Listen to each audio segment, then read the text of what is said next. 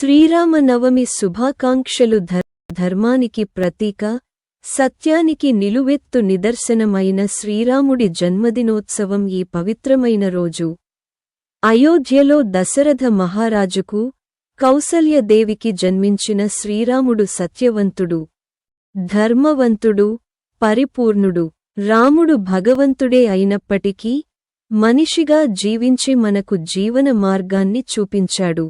సీతాదేవి మరియు శ్రీరాముడి కలయిక ప్రేమకు, పావిత్ర్యానికి, విశ్వాసానికి ప్రతీక.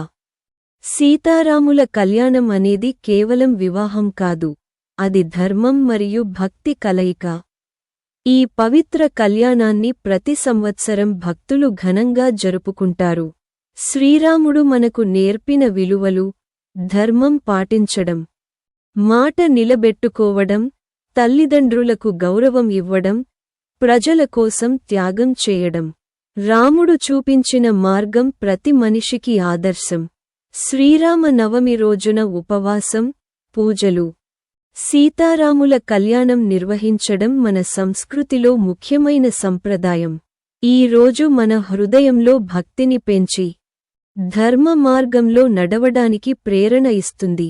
ఈ శ్రీరామ నవమి సందర్భంగా మనందరం రాముని ఆశీస్సులు పొందుదాం. జై శ్రీరామ్. శుభ శ్రీరామ నవమి.